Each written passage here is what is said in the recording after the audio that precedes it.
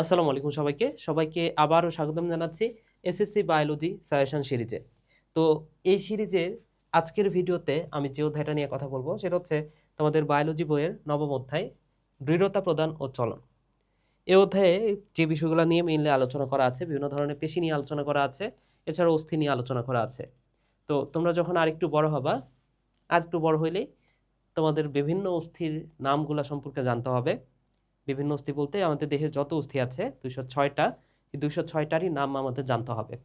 ঠিক আছে? তো এই যে 206টা অস্থির নাম যে মনে রাখতে হবে, তোমরা তো এমনিতেই বায়োলজি ভয় পাও, বায়োলজি দেখলে মাথা ঘুরে যায়।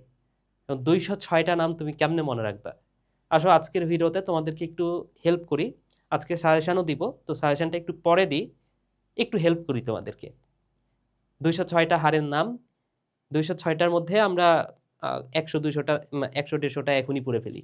ঠিক আছে? আমার সাথে একটা কথা বলো, সেটা হচ্ছে ফ্যালাঞ্জেস। জাস্ট আমার সাথে বলো ফ্যালাঞ্জেস। ফ্যালাঞ্জেস, ওকে?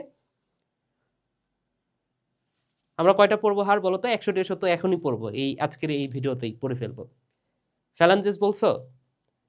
তো ফ্যালাঞ্জেস যখনই বলছো তোমার কতগুলো হার হয়ে গেছে জানো? 56টা হার হয়ে গেছে অলরেডি। 206টার মধ্যে 56টা শেষ। কিভাবে? আমি দেখাই। ফ্যালাঞ্জেস মানে হচ্ছে এই যে আঙ্গুলের এই যে ছোট্ট ছোট্ট যে হাড়গুলো আছে না, এগুলা। তো এই একটা আঙ্গুলে কয়টা হাড় আছে? 1টা 2টা 3টা, 3টা হাড় আছে। 4 5 6 7 8 9 10 11 12 13।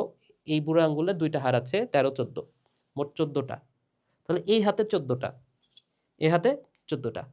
ঠিক তেমনি পায়ের আঙ্গুল আছে না, তাহলে এইখানে 14 14 14 14 28, 2 পায়ে আরো 28টা, মোট কয়টা হার হলো? 56টা শেষ। দেখছো? তো 206টা শুনেই যারা ভয় পাইছিলা তাদের আসলে ভয় পাওয়ার কিছু নাই। আমরা আরো কয়েকটা হাড়ের নাম শিখি।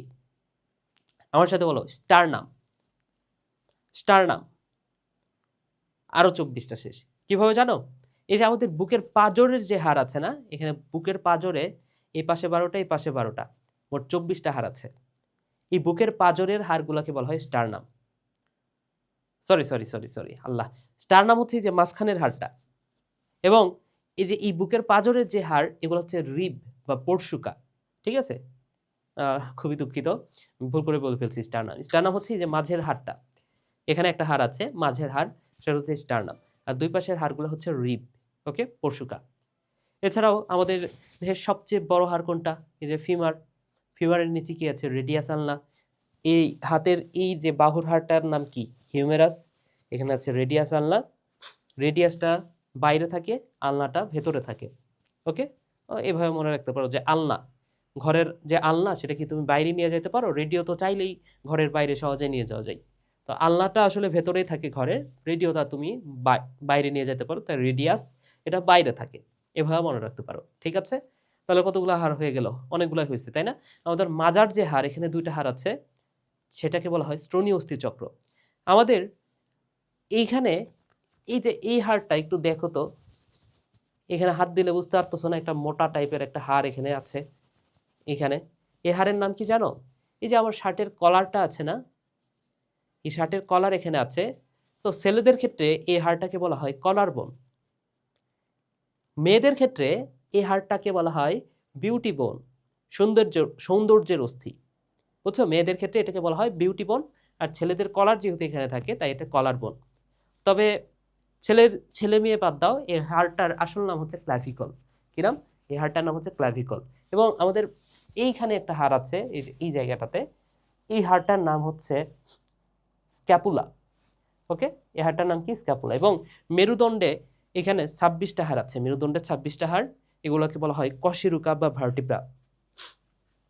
ওকে? এছাড়া আমাদের এই যে এই মাথা আছে, মাথায় 29টা হাড় থাকে, এখানে 29টা হাড়। ঠিক আছে? সো এই হাড়গুলার আর নাম বলতেছি না।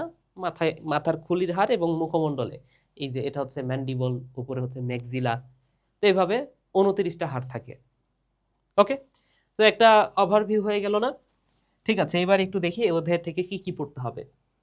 কি কি পড়তে হবে? এখান থেকে পড়তে হবে বিভিন্ন প্রকার অস্থি এবং অস্থিসন্ধির কাজ। তো এই যে অস্থিসন্ধি, সাইনোভিয়াল অস্থিসন্ধি আছে না, সাইনোভিয়াল অস্থিসন্ধি সেটা নিয়ে পড়বা। এখানে কি বলা আছে সাইনোভিয়াল অস্থিসন্ধির কথা? বলা নাই, আমি বলে দিচ্ছি। দেখো, সাইনোভিয়াল অস্থিসন্ধি নিয়ে পড়বা এবং চিত্রটা পড়বা। সাইনোভিয়াল অস্থিসন্ধি অস্থিসন্ধি নিয়ে পড়বা, সন্ধি। ওকে, সো বিভিন্ন প্রকার অস্থি এবং অস্থিসন্ধির কাজ এখান থেকে প্রশ্ন হয়। ঠিক আছে, সো এই টপিকটা ভালো করে পড়বে। এবং আরেকটা হচ্ছে পেশিক্রিয়া, পেশিক্রিয়া থেকে প্রশ্ন হবে, দেখতেই পাচ্ছ প্রতি বছর প্রশ্ন হয়। আর এখানে রোগ আছে যেমন আর্থ্রাইটিস রোগের লক্ষণ, প্রতিকার, কারণ, এগুলো পড়বা। টেন্ডন আর লিগামেন্টের কাজ। টেন্ডন কি? টেন্ডন হচ্ছে